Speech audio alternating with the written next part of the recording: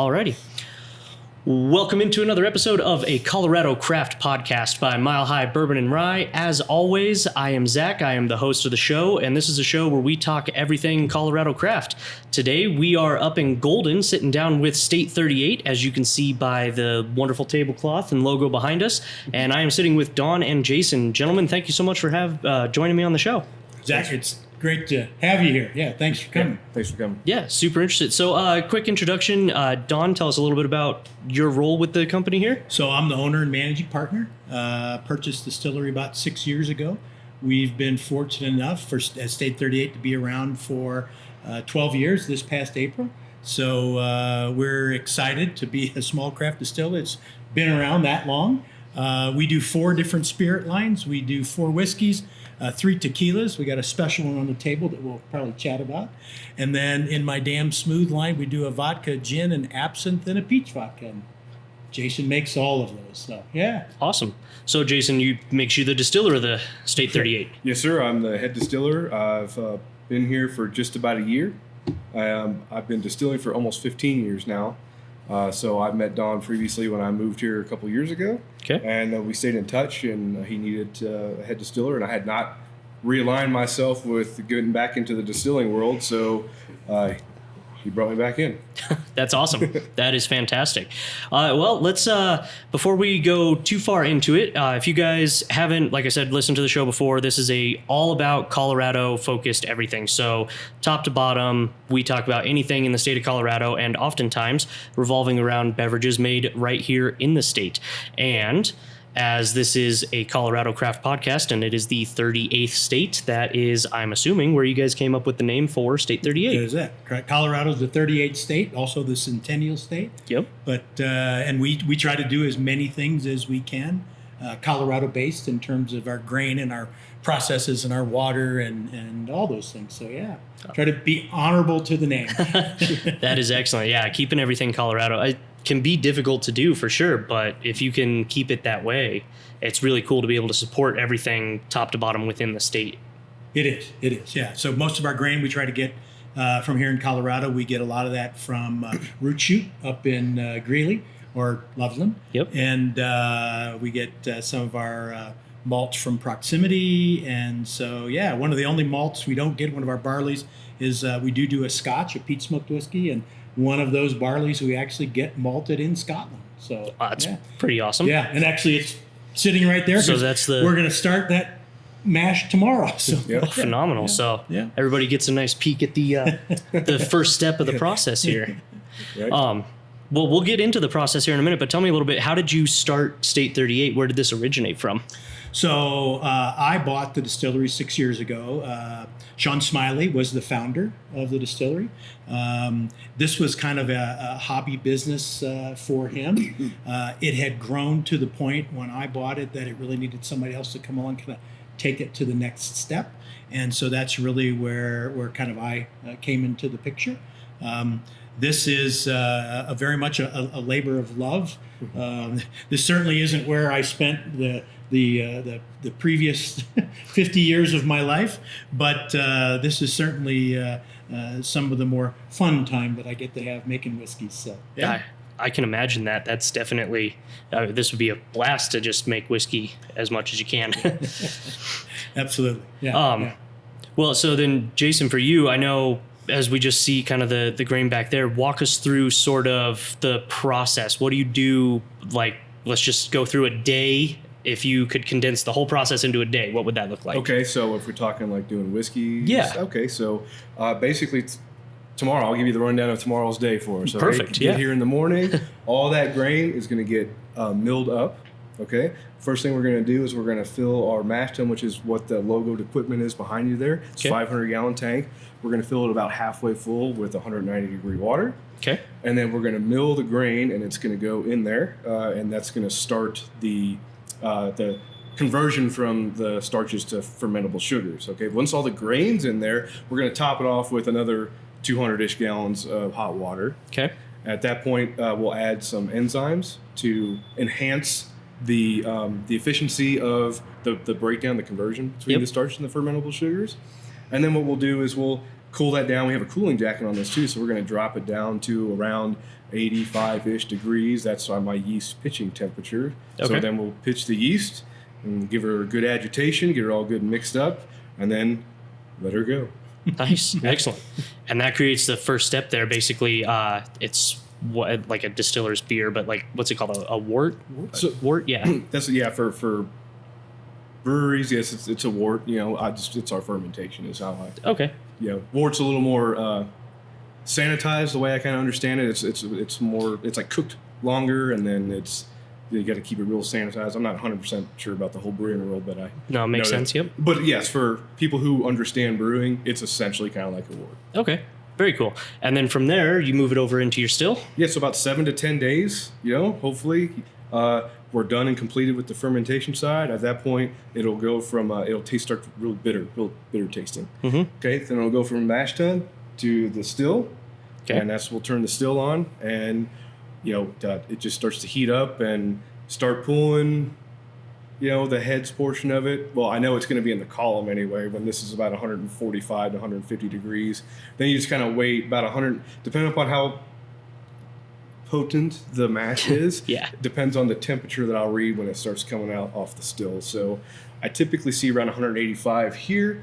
I start getting distillate here. That's going to be the heads phase. Yep. So we let that run out, make sure it's smelling nice and good, get that nasty acetone smell out of there, right? Yep. Then I go a little bit further into the run, right? Because rather be more into the hearts, it's okay to throw some of that out with the heads. Yeah. That makes a cleaner spirit, right? Let that run. I typically will run until my thermometer on the bottom is about 200 degrees, and that's when my switch over from hearts to tails comes into play. Okay. And then I'll just kind of let it run for as long as it makes sense to run this giant still. Yeah. As far as cost, because at that point, the way I distill, the tailsy part's going to start coming out a little slow. So as long as I'm getting the proof that I want and the flow that I want, we'll keep it running. If it starts to get to where it's a drip, then it's like, okay, at this point, we're done. Now we're just wasting utilities. So, makes sense. yeah. That makes a ton of sense. Awesome. So this one then, I'll kind of go to both of you because I think both of you can answer this, but we'll start with Dawn. Colorado's obviously, everybody from Colorado is very proud of Colorado, and there's kind of a strong Colorado, I guess culture is the word. How would you say that influences what you guys do here at the distillery and into the spirits you make? I think that everyone always comes in and says, you guys can't make bourbon because you're not in Kentucky or Tennessee. I think that the Colorado distilling scene about 15 years ago really is where that started to kind of take off. I think in the beginning, like with most things that you do for the first time, you maybe don't do your best effort that first time out. And so I think that we as a Colorado Distillers Guild, as well as ourselves and our peer distillers here in Colorado, I think we've learned a lot. I think in the last, probably 5 to 6 years, I think the spirits that are being produced here in Colorado have increased in quality in a significant way. And we are not Kentucky and Tennessee whiskeys, and that's okay. We are Colorado whiskeys. I think the thing that we always talk about is that if we took this distillery or any other Colorado distillery and we moved it to a different state, we used different water, we aged our barrels in a different location from an environment perspective, we could do the exact same thing, same yeast, same mash bills, same equipment, and we would be producing different spirits. Absolutely. Mainly because of the water and then how the aging occurs. So we're, I think, very proud, and I think our peer distillers are very proud of what we make here in Colorado. And I think that's one of the things when Jason and I are doing barrel tastings to, bottle another batch of bourbon or bottle another batch of rye, we take great pride and take great time in tasting those barrels and blending those barrels together to each time we do another bottling run, we're trying to improve the taste and the flavor profile of our spirit. Yeah. And sometimes when we're blending those barrels, we do have those aha moments where we put two things together that we're like, yeah, this one's really good and this one's okay. And we put them together and we're like going, holy crap, what just happened? And that's one of the fun and exciting things about blending and tasting I think that skill set is a dramatic skill set, blending and tasting. Yeah. And I think it's one that Jason and I work very hard on improving one another's, when we do that. In fact, when we do taste barrels, we will taste spirits and we won't talk to one another. Okay. We will write notes down. Yeah. Because it's very easy for anyone to be influenced. Oh, did you taste that caramel? Oh, did you taste that cherry or that stone fruit? Did you taste that, vanilla or whatever it was? And you'll taste it. Yeah. And so we don't want to influence one another. We want it to be a pure tasting. So it's always funny when we tell people that we don't talk to one another and they look at us like, what do you mean you don't talk to each other? Well, not in the beginning. We have a ton of conversation afterwards. But yeah, so I think that the Colorado distilling scene has improved dramatically. At least the experiences that I have with my peers, I don't see that stopping. I think everyone is very committed to continuing to improve, the spirits that we're producing in the state and enhancing those as we go forward. So, yeah. I would definitely agree with that. Every distillery, I feel exactly the same way. It's over, especially the last few years. I think the quality's really increased across the state, and there's a lot of distilleries all kind of out there. Yeah. And I do get the sense that kind of every one of them wants everyone else to succeed, because it feels like the better name that gets made for Colorado, the better it is for everybody, and the name keeps improving. I feel like the best way that you go about doing that is when we do our farmers markets or talk to our customers here in the tasting room is really emphasize how much we try to keep this a Colorado-based product, the more excited you are about talking about it, it gets them more excited. They get more of that sense of pride. And then the other thing that I like to do when I find out what people like to drink is tell them about other distillers that I know in the area, especially if they're from out of town. Because I would say, like, in the craft world, we're not in competition with each other. We're doing this together, right? So and what I make is not going to be what somebody else makes down the road, So that's not what we're worried about. Instead, what I want is to pass them some business too, because the more people get into buying local Colorado products, like you said, we all go up. Yep. Right. The whole rising seas raise all ships. So, yep. Yeah. Absolutely. I think one of the other unique things about our distillery is we started the distillery making agave spirits. So we can't call them tequilas because they're not made in Mexico, but we do source our Blue Weber agave from Jalisco, and we ferment, distill, and age all those things right here.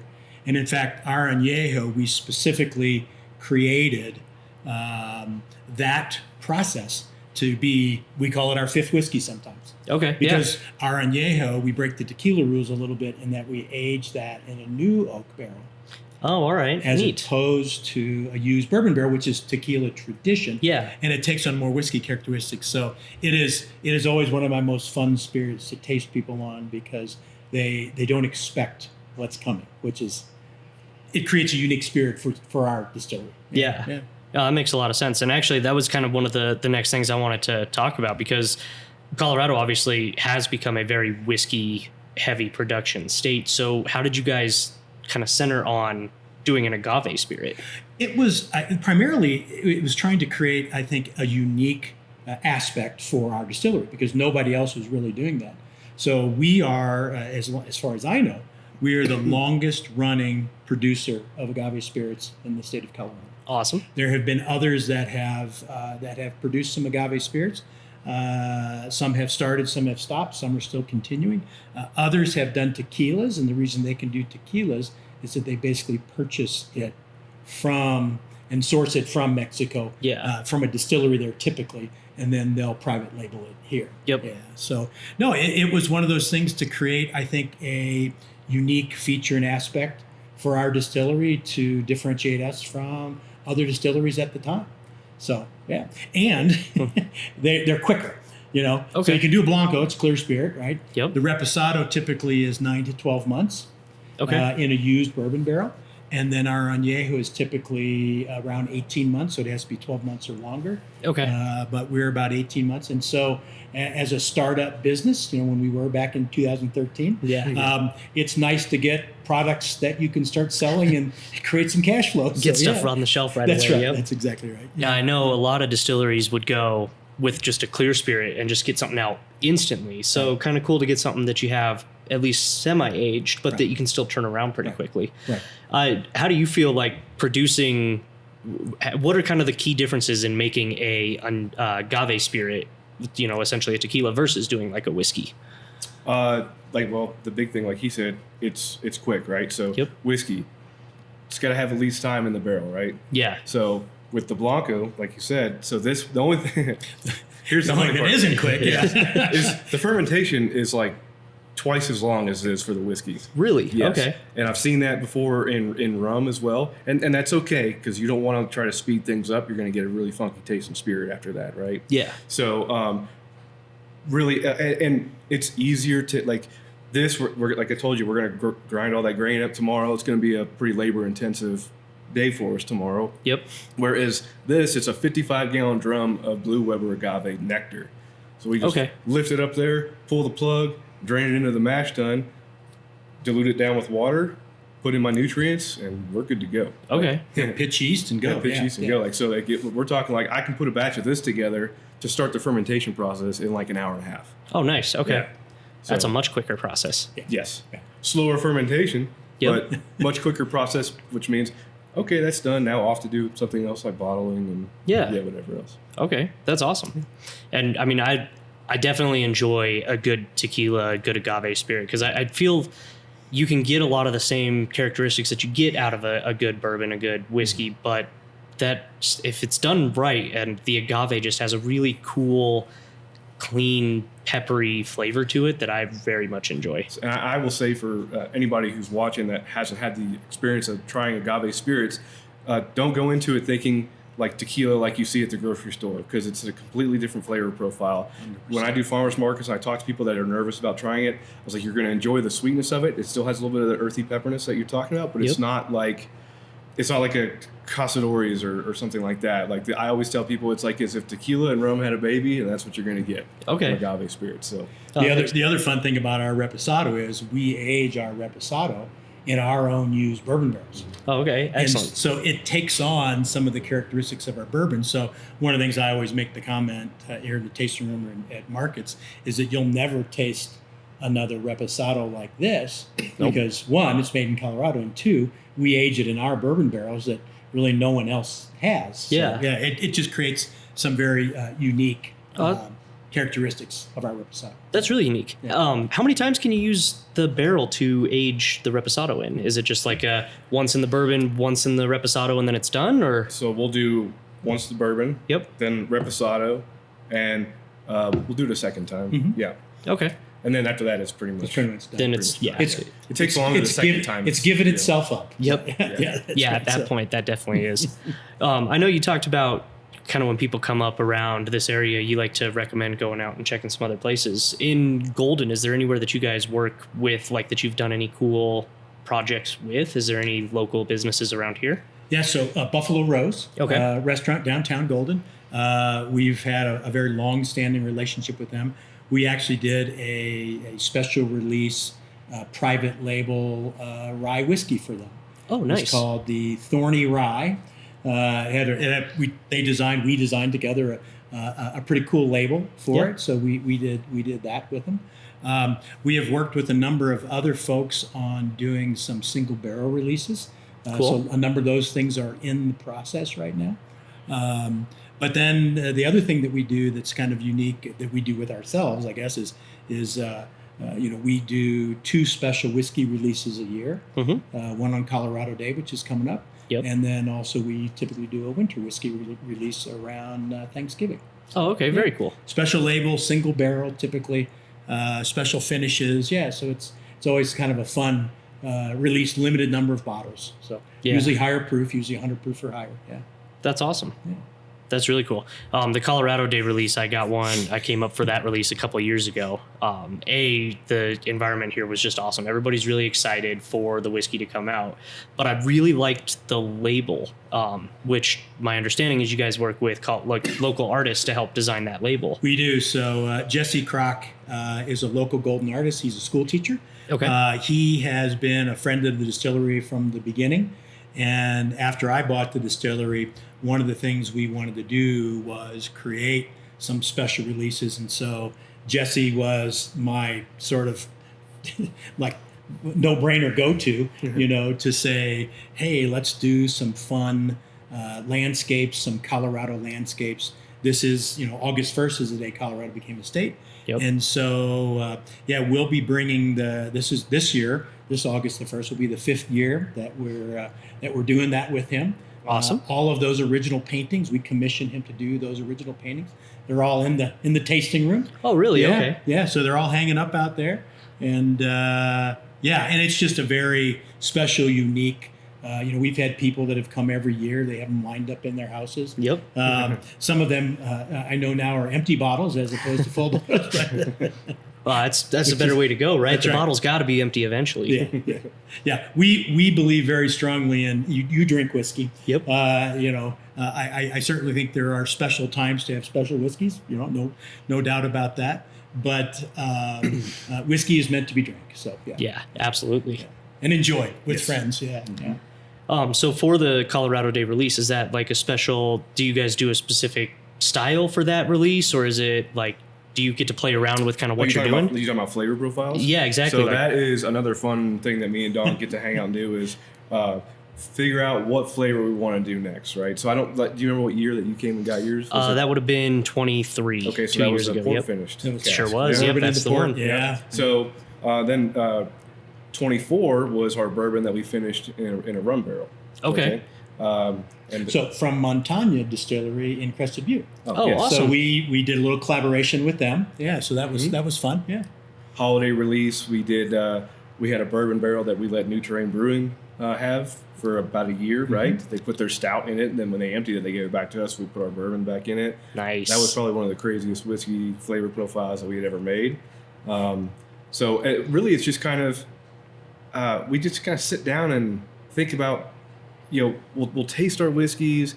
We'll think about what we've done in the past, and like maybe there's something we might want to revisit. Yeah. Or what do you think about this flavor profile? Or we get creative, right? Yeah, we just brainstorm and kind of Yeah. Which So is we're kind of in the process of doing that right now for a holiday release. that's right. Oh, sweet. Okay. So Yeah. can't really disclose that just yet. that's all right. We'll keep that under wraps for now. But that's awesome. So tell me a little bit about your Colorado Day release. What's the flavor profile? What did you guys kind of center on for that? So I had the thought, and it was actually over Christmas time. The past holiday release, we did our rye whiskey that we finished in a cherry liqueur barrel that we conditioned ourselves. So me and Don spent some time trying different cherry liqueur flavor profiles, that we wanted to have, and then we landed on one, and we basically conditioned our barrel for about 2 weeks. Let it all get soaked back up into one of our barrels that we were using, or one of our rye barrels, right? Okay. Because it was a 5-barrel rye blend. I'm sorry, I should have said that first. Oh, but cool. so for instance, I had this idea of like, okay, well, I got to think about Colorado Day for this year because we were doing the holiday market, and we like to get it dropped by January, beginning of January, because we want to rest for about 6 months. Okay. And I thought I really wanted to feature our wheat whiskey again, because in 2022 we did a single barrel wheat whiskey release at 114 proof, and it was like my favorite of all time. So, and I was like, I think, and our wheat whiskey traditionally has not been the more popular one of our lineup, and I think it probably is because people are expecting, when you say wheat whiskey, they think wheated bourbon. Okay. So ours is different because actually 65% of our mash bill for the wheat of wheat whiskey is wheat. Okay. Yeah. So it is its own unique flavor. It's almost softer, sweeter, honey-like, right? Yeah. And so I feel like it hasn't gotten the attention it deserves. And now, since I have more face at the farmers market, me and Don do a lot of the events together, and I feel like it's easier to talk to the customers, especially if they're talking to the distiller, especially the owner. And I thought do I want to do something with like apricot, or I was like, no. What about like a spiced peach cobblery kind of taste? Because the wheat whiskey was kind of sweet enough as it was. Right? Okay. Yeah. So that's what I kind of landed on, and kind of talked about it with Don, and he's like, well, if you think that'll work, and he just kind of let me run with it. So then at that point, me and him tried to figure out like, okay, what kind of spiced rum, do we want to use, right? Mm-hmm. And then we picked the spiced rum that we want to use. We started conditioning one of our barrels. Okay. We actually used the same barrel that we used last year. We did okay. our bourbon in the barrel from Montagna. Yeah. Yeah. So we reconditioned it with some more rum. Okay. And then So we got these peach liqueurs, and we were not liking what we were tasting. It was all artificially sweet. Way too sweet, right? Because what we wanted to do is not make something kind of like a sugary whiskey, right? Like other companies make. We wanted it to be the essence of the flavor profile, so that the whiskey it doesn't get lost in what we do. Yeah, it's still the main feature. But then you're like, I also think I'm getting this flavor in there, and so we wanted that. So we're struggling with this peach, liqueur idea, and I was like, Don, wait a second, we make real peach vodka. Oh, yeah. I was like, it's not artificially sweetened. It's made with real peach, real peach puree. Yep. It's like, let's just overdose it and use that. And we kind of played with some ratios with our peach vodka and then the peach puree we use for it. And we this is it. That's so excellent. Then we pour out the spiced rum after about 2 weeks. Yep. Put our, extra potent peach vodka in there, let it go for another 2 weeks, emptied it out. Then mixed actually what came out of the barrel together. Okay. Which was really unique. Okay, Yep. and I'll get into that in a minute. And then we put our wheat whiskey. It was a blend of 3 barrels that we landed on. We had 4 Nice. picks. We couldn't agree on number 4. So we don't always agree, Yeah. which is okay. Yeah, it's okay. So we did it with that 3 barrel, and it's we literally just pulled it this week, and it's exactly what we wanted it to be. That's awesome. Yeah. Oh, that's very and I just cool. want to, Jason has said this, but I want to reiterate, we don't add anything back into our whiskeys. Yeah. So the seasoning that we do to the barrels, we pour all that out. Yeah. Now, I will tell you, when we dump it back out, the quantity we get out is never the quantity that we put in. Nope. Because that oak barrel has absorbed those flavors. So as that whiskey then sits in that barrel, it's not had an additive to it. As it is finishing and it is going in and out of those oak staves, it then takes on those characteristics, but in a nice, subtle kind of a fashion. So, So you're still forward with the whiskey presenting, much, but you get those extra we notes want, around as Jason it. said, we want whatever whiskey that is to be the star of the show. Yes, and to make sure that we haven't gone overboard, because again, it's almost theoretical. You never know what you're going to get until so. Throughout the course of while it's resting, we're constantly giving it a taste to make sure that what we have done to the barrel for the finishing portion of it, isn't starting to overpower like the whiskey flavor. Okay, that makes sense. Because if we had to, okay, we're gonna have to pull this kind of early, right? Because we've gotten it to where we need it to be. Because the finishing part, we like for it to do 6 months, but that's just to give us time to achieve the flavor profile. If it happens to naturally come earlier than that, then so be it. Right. And then you can bottle it and release it still on Colorado Day. Right. Yep. So the wheat whiskey that we put back in this year's was about 4 years old. Okay. And then we finished it for another 6 months. So Okay. And what I held up there in that little container, we dumped that barrel this past Tuesday. Yes. And we actually pulled a little bit for us to taste if you would like to taste it. I would absolutely love to. Yeah. Yep. That is something I'm very excited for. Absolutely. So, all right, let's. Yeah. As you pour that, I'll take a very quick moment to just give a quick shout out to my affiliate partner, Pay Dirt DFS. He runs a website. If you're interested in daily fantasy sports betting, anything like that, go ahead and check him out. There will be a link in the show notes, a link on the YouTube page that you can go ahead and jump on and take a look at. Go check him out. If you sign up for the subscription, it supports him, it supports me, and it makes DFS fun again because I am just not. I'm terrible at it. I'm really bad at daily fantasy sports, but his models help me actually enjoy playing that again. Not going to guarantee that you're going to win buku dollars off of anything, but if you can go in and have fun playing and you get some good models, he's got some people that have won decent money off of it as well. Check out his website. Like I said, the link will be in the show notes to follow, so you can support both me and him. You get some free looks at the models. You get to join the Discord for free. You get to have discussions, and it's a wonderful community. Started right here in Colorado as well, so as always, We are Colorado top to bottom as much as we can be. So thank you to Pay Dirt DFS for helping support the show. And now let's get back to some whiskey instead of sports stuff. And I'm very excited to check this one out. This has been, like I said, the one from 2 years ago, absolutely fell in love with. I think I had 2 pours of it here. Okay. We came back up for a second and my wife's like, well, let's try a cocktail. And I'm like, I can't. I need another pour of that first, and then took the bottle home. So let me tell you, we did just pull this Tuesday. Mm-hmm. We pulled it. It was about 128 proof. Okay. I've done 2 small proofings of it where we had our Rocky Mountain RO water. Okay. So it is not where it's probably sitting about 118 proof right now. Okay. So it's because it hasn't had time to sit for very long. It's gonna taste a little hot, as we say. Yeah. Right. So basically, and I'm not going to add any more water to it for the rest of the week, and then I'll start doing it again a little bit next week. Yeah. Because it's a little bit at a time. Aerate it, stir it, let it rest. So that's why we pulled it a month early before Colorado did. That makes sense. So yes, 118 proof. So it's a. So then, before I taste it as well, do you choose the proof? Like, do you have a set proof you're trying to get to, or do you just kind of choose it based off where you find it hits the right spot? Well, typically all of our past releases, with the exception of 2022, have been at 100 proof. Okay. So we're kind of keeping that kind of tradition going. The 114 proof for the straight single barrel wheat whiskey, it was just magic right there. You know. Yeah.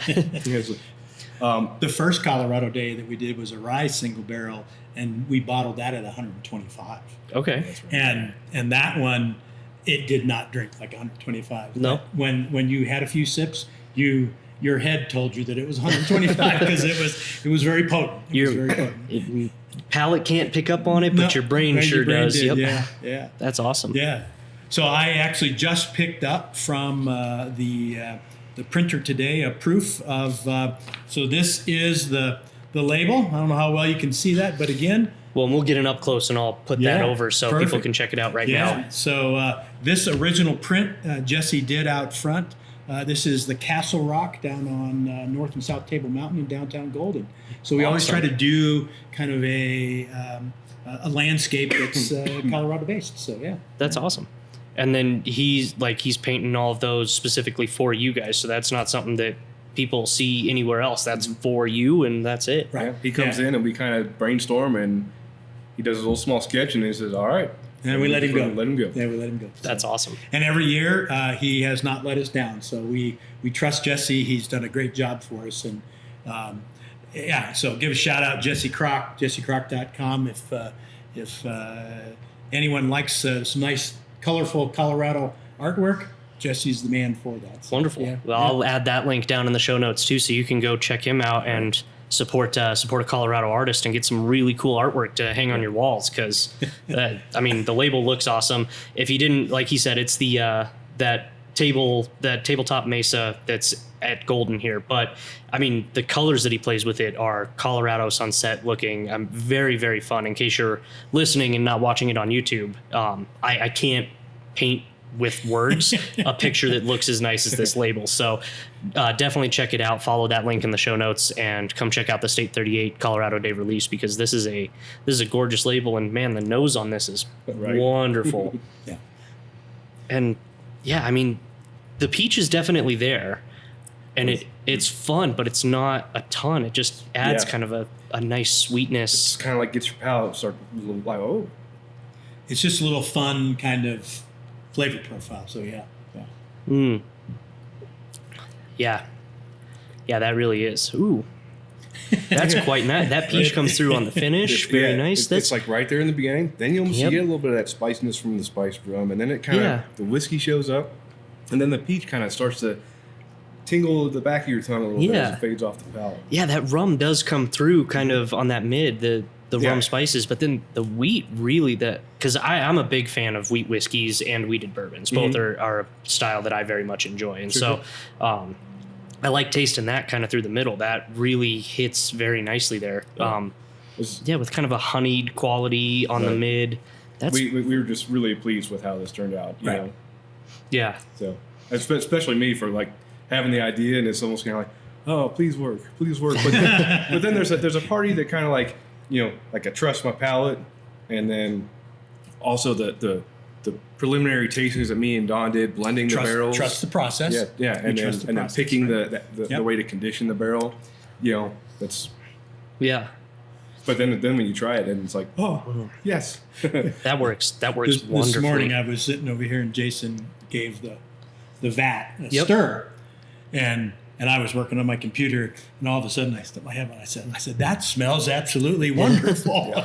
And it does too. The nose is fantastic. Yeah. The idea to use the peach vodka, a little bit stronger version of the peach vodka for it, I think that worked beautifully. Man, people are going to be excited. So this episode, if you're watching it as it comes out, will be right around into the first week of July or so is when people should start watching it. So that means if you're watching right now, you have about 3 weeks to get yourself really pumped up for this, because I will have to find my way back here on August 1st to pick up a bottle. And or two. we have a nice little event kind of set A up. food truck. We'll have tents set up. We'll have cocktails. Jesse will be here. Oh, really? Okay, so awesome. Yeah. So it'll be fun. It's always a fun event. 4 to 9 on August the 1st. 4 to 9 on August 1st. Here in beautiful Golden, Colorado. So, just any need to RSVP or just roll up? No, just roll up and buy early and buy often. Yeah. Hey, there you go. Yeah. Well, I would say last year was a big year for us for farmers markets. Okay. We're doing the same thing this year. What we saw from last year is that our special releases that we still had left over, gone, right? And then because we did the Cherry Creek Holiday Market, when we did our holiday release for that cherry rye, we released it, I think, the 21st of November. Sold out in 3 weeks. Wow, that's awesome. It was gone. And so it was gone. I don't expect this one to last long at all. I don't think it'll make it to the holiday time for Well, let's see. If I remember right, August 1st is a Friday. It is. Which means I'll probably be working my full-time job until about 4. So if I think I can make it up here in time to snag a bottle. I think I think I can pull it off. If you get here on Friday, you'll be fine. Yep. You'll be fine. You'll be fine. Yeah. And with a food truck out front, I mean, come and hang out. The view out of the front here is always really nice. Catch it in the evening as the sun starts to dip down over the mountains to the west. It makes for a really, really nice Colorado afternoon. Yes.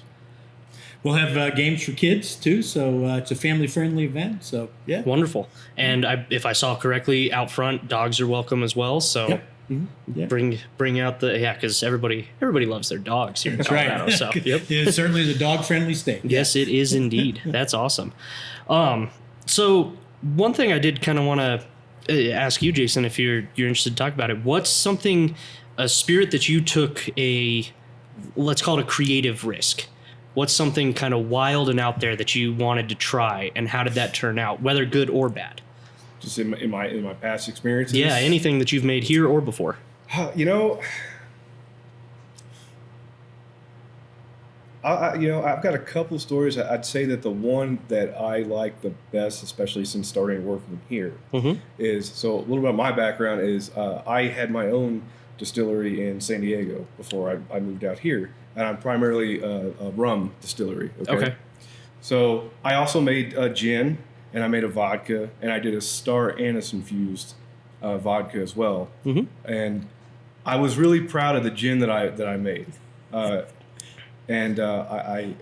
It was great for San Diego, right? Like it was one of our more popular, sales. Had like 5 different botanicals in it. Okay. Really enjoyed it. So I come here and have the damn smooth gin. Yep. Okay. Learning how to make the process here, which is way simpler than the process isn't simple, but the ingredients are simple, right? So in here it's just 2 botanicals, juniper and citrus. Okay. Gotcha. And I was so proud of the gin that I made until I made this. Fair. And I was like, you know what? Gin doesn't need 16 different botanicals in it. And I remember giving Don a taste of my gin, and he's like, I can't drink this. This is too floral. And I didn't even really think about it that way, because I never really liked the regular gins because you always think of them too piney and this and that. Yeah. So I made a very light version, very heavy citrus, but it also had like orris root, which tends to throw earthy flavor into it and all that good jazz. And then I get here and try Dan's Smooth Gin, and then I couldn't wait to make it. And now, like, I have since used the techniques I learned how to distill on, and like have enriched like the flavor of this as well as the absinthe. So The absinthe, and actually the the Blanco we have too. But so I would say that's nothing crazy that I tried, but I learned that I was making my gin way too complicated for it to be good gin, right? A good gin doesn't have to be overcomplicated. Yeah. And so does that kind of... Yeah, no, that's awesome. Because other than that, I've not really gone off the wall. Really, the stuff that we have done here together for the special releases is probably the most creative I've gotten with it. And it's given me a confidence level to trust my palate and think about what's the next special release going to be, you know? All right. So that's really cool. And I mean, I'm a big fan of gins, but not like I can't stand the London dry, crazy juniper bombs. I definitely like a little more citrus. And I do agree, like a lot of the ones that I've tried, when you have a little bit less, it tends to play a little bit better. Or if you're going to go with the 16 or the 18 or, 100 different botanicals in there, I feel a couple of them that try to make that. And there's a couple of gins that I've tried from like other countries that kind of do this. And it's like, they're trying to make every single one of those botanicals be the focus all at the same time. But and there's it's just no way, overly there's complicated. No way it can be. Right. You know? And no offense to anybody who makes 16 botanical gins, but it's just for me, it's just that I've often felt that it ends up turning more into a marketing shtick than it more does A taste. A taste. Right. Okay, yeah. If you have 16 different botanicals in it, like throwing black pepper and fennel in there, you're going to get the fennel. Unless you have, I mean, it's just, you're only going to grab certain flavor profiles. Yeah, absolutely. Yeah. We live by the mantra here, and Jason and I it's one of the things that we were very much aligned on. Our mantra is drink what you like. Mm-hmm. Yes. Okay. We are not a distillery that tells people when they come here, if you don't like our spirits, then your palate is terrible. Your palate is wrong. Your palate is your palate. I think we make on a routine basis 12 different spirits. I think they're all very good. However, they're not going to hit everybody's palate. No, and that's okay. And we comment on that all the time. And so, but if you've tried one gin or you've tried one bourbon, don't be afraid to try another gin or another bourbon, because it's not going to be the same. Or as Don always says in the cocktail class, you've only tried one bourbon, right? Yeah, and one gin. And I have to tell people, like when they talk to me at the farmer's market as a distiller, they're like, "Oh, I'm sorry, I just don't like that." I was like, "You don't have to apologize." It's like, I'll tell people, like, there's a couple things on this table I'm not the biggest fan of. Right. Yeah. I said I'm proud that I make them and I know that they're good, but it's not for me. Yeah. But I don't apologize to myself. And that's okay. Right? Yeah. That's okay. Yeah. Absolutely. No, that's awesome, because I think it is, and actually on your point there, that not everybody's palate's going to be exactly the same. And I think I've told this story on this show before, but part of the reason why I ended up starting Mile High Bourbon and Rye was actually a brewery tour, which, funny that it ends up in a whiskey website, but I was on a brewery tour, and I'm not going to call them out. It was a Colorado one. But we're doing the kind of a walkthrough, and they're giving us a couple of samples as we're walking through. And the person leading the tasting, she gives us all a glass of one of the beers to taste, and then tells us, go ahead and smell it, go ahead and taste, take a sip, whatever, and tell me what do you guys taste? And everybody is kind of like quiet. Nobody really wants to say anything. And finally, one guy puts his hands up, and it wasn't me, although it very easily, could have been. This is something that would have happened to me. But this other gentleman puts his hand up. The tour guide calls on him, and he says, I'm getting some banana on this. And without missing a beat, tour guide goes, "No, you're wrong." And then moves on. And I was like, that doesn't feel right. And so then I started talking to more and more people, and I found like that's definitely an accurate piece. Is like some people just taste different things on it. And I made a rum. I had silver rum one time, and this lady was convinced that I was making it out of coconuts. And I said, I'm not. I said, but if you enjoy the taste of coconuts and that's what you're getting out of that, how many bottles do you want? Yeah, that's a winning situation, then, for sure. Right, it's like sure. And we have that conversation, like when we do the cocktail classes, talk to customers at the tasting room. I don't like to lead them with a flavor profile. Like, what do you taste it at? Like, oh, I'm not good at this. I'm like, you're the best at it, right? Because I don't know what your tongue tastes like. So I was like, just tell me what you're getting. I was like, it doesn't. I'm not quizzing you on what I use to make it. I'm just curious on what your tongue's picking up in the flavor profile. And it's crazy on that note because, like, as I'm looking at all these barrels sitting here on the wall, that you could have, and to your point where you said if we took everything, moved it to a different state, we'd have a completely different product.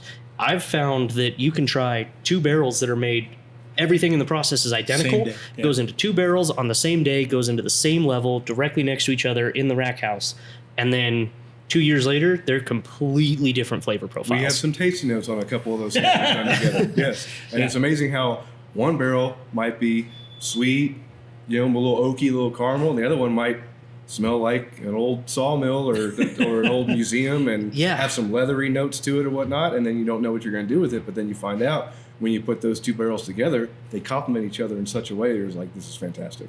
That's awesome. Yeah, and I totally agree because it's crazy, and that's true in every state, not just in Colorado. That every barrel seems to be just a little bit different. We talk about that all the time when we either do tours or our cocktail classes that we do on a monthly basis, that every barrel is made up of individual barrel stays. Each of those barrel stays can come from different pieces of wood. So even though that barrel is manufactured by the same manufacturer, it's produced in the same way, specific to either toasting or charring. What the whiskey does inside it is its individual fingerprint. So yeah, it's.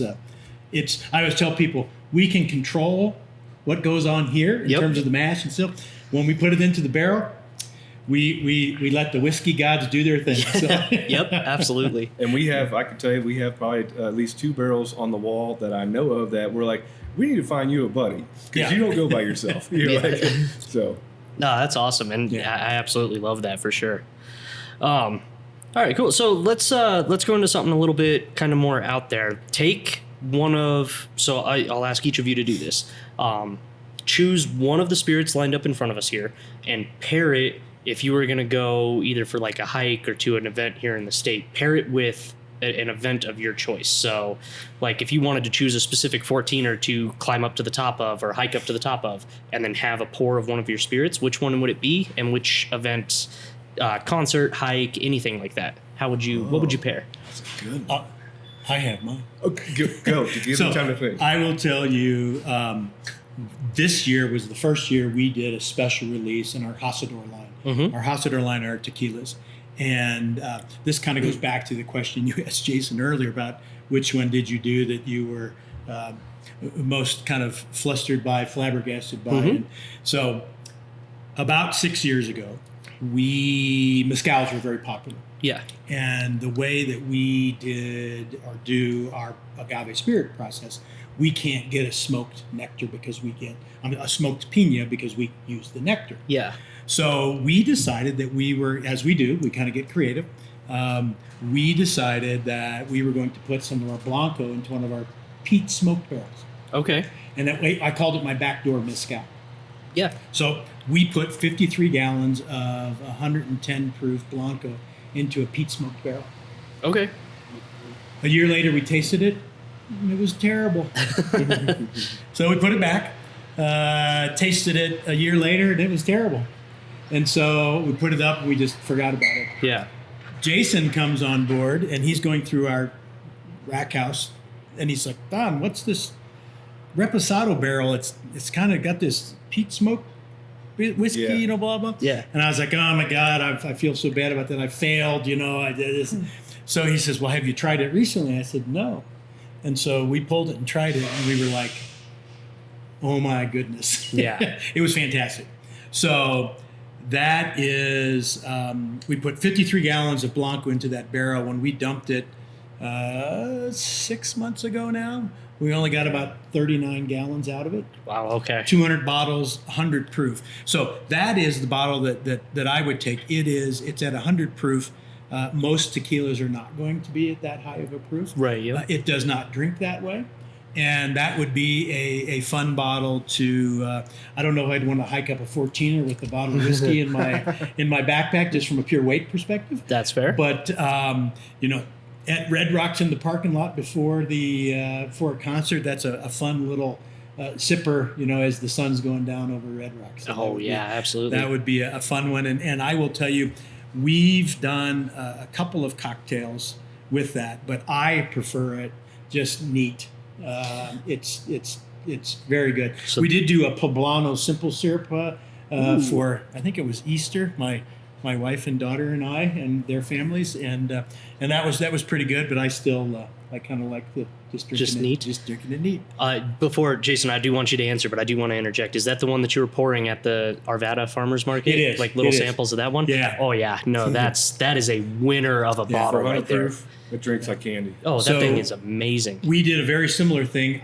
We are the spirit sponsor for the Foothills Art Center Okay. in downtown Golden. So a little shout out to them, not for profit in downtown Golden. If you haven't been there, stop by there. Met a artist there about 3 years ago. His name was Jolt. His company is called Guerrilla Garden. Okay. He is a Latino street artist. Cool. He was the kid that was running around with paint cans and when he was 18 and 20 tagging buildings, and Yep. he basically took that into legitimate art. And when I told him when we do a special release for our tequila, Yeah. I would commission a painting for him. So he did that. That painting is also in the tasting room, and it is this bottle right here. And we'll pop a picture of that one on Oh, there yeah. too. Yeah, I'll get a But, picture of that because that it label is cool. Yeah, it is one of the most fun bottles I think we've produced as well. Between Jesse's artwork and his artwork, it's the ones that I'm the most proud of because I think they're just very unique. They're very distinctive, and not only are the bottles awesome, I think the spirits that were in them are Yeah, especially if you're a person who is a collector of unique spirits. Yeah. It just adds to it, you know. Yeah, oh yeah, absolutely.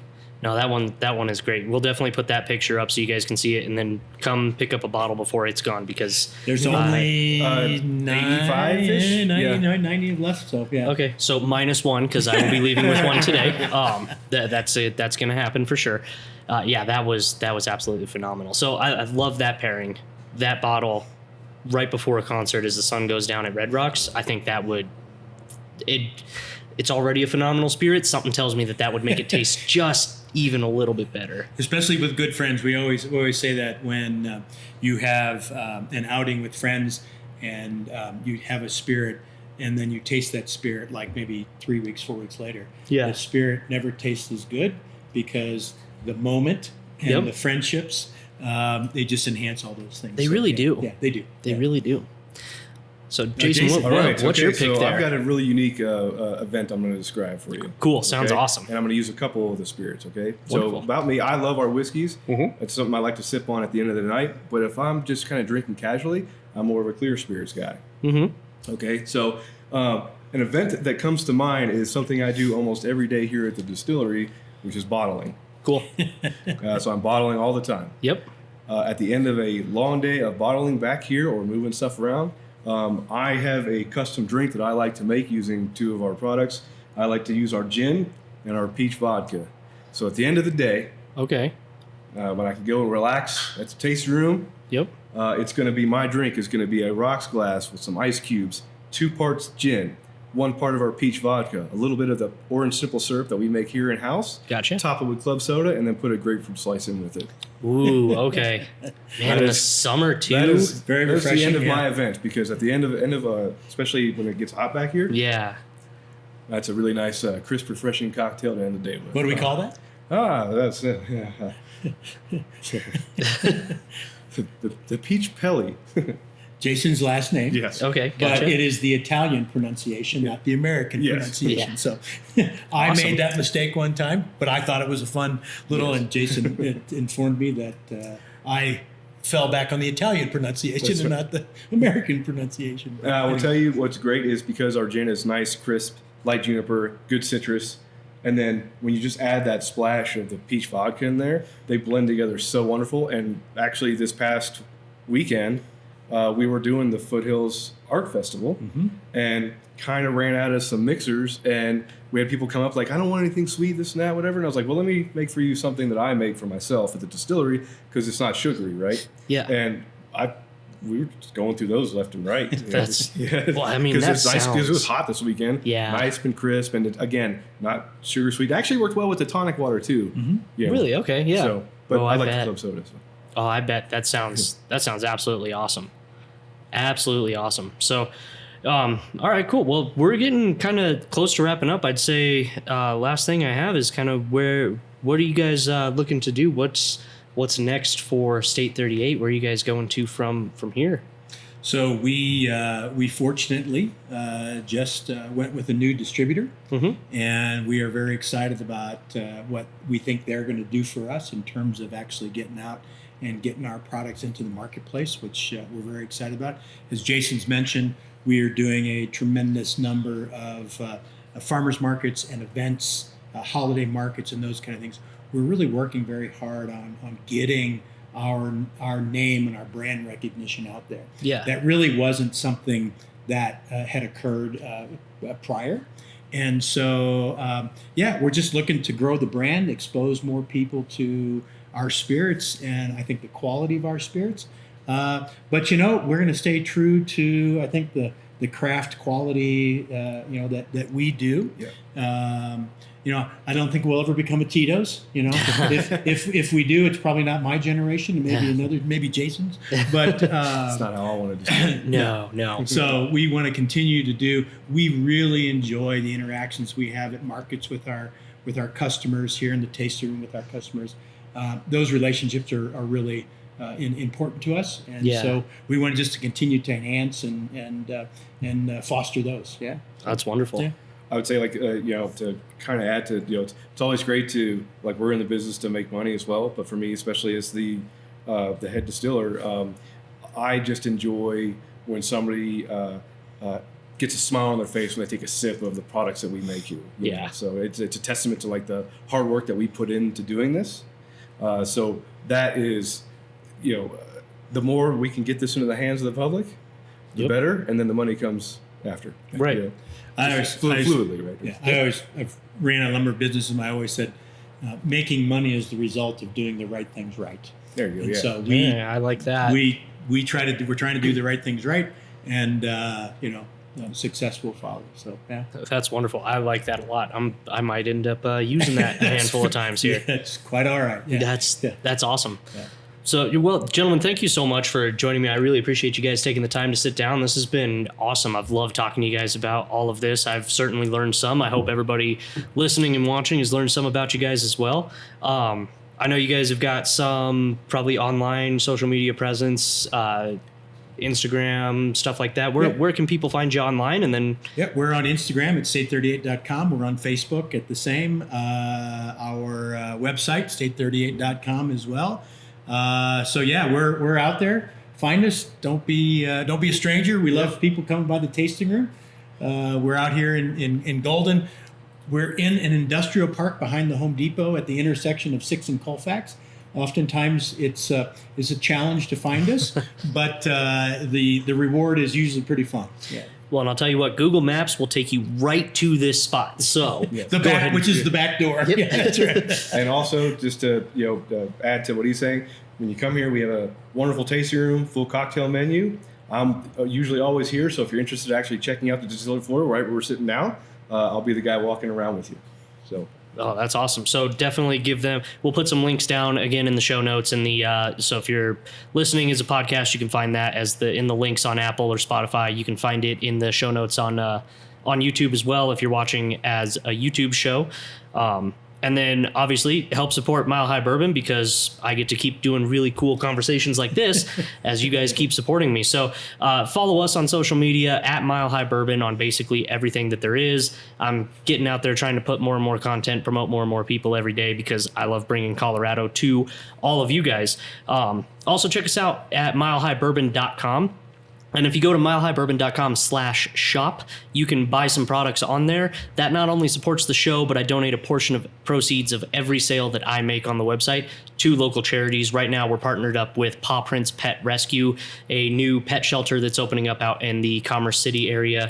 Good friends of mine started that up, and so very excited to see them get off the ground. They've got their first few pets that they've started housing until they can find permanent homes for them. And Very so nice. Yeah. I do believe that one of the board members will probably end up adopting at least half of the pets that come through if I know the way that person operates. But yeah, check them out as well, Paw Prints Pet Rescue. But like I said, proceeds from all my sales, everything that I do that comes in, I try to support back to Colorado Local as well. So thank you guys again for watching. Like, subscribe, follow, give us ratings and reviews on Spotify, YouTube, all of those things. It helps me out tremendously. And the more that I get, I love interacting with everybody too. Tell me what, come up here, try their lineup of spirits, and then let us know what your favorite is, because man, these are delicious. And for sure, I will see all of you guys here on Colorado Day, because this is ridiculous. This is an absolute like bullseye shot right there. That is perfect. So, as with most things, that second and third taste. Every sip has gotten better each and every time. So for sure, gentlemen, thank you again so much. Cheers. I really appreciate having this conversation with you. And thank you all for watching. We'll catch you on the next episode of a Colorado Craft Podcast.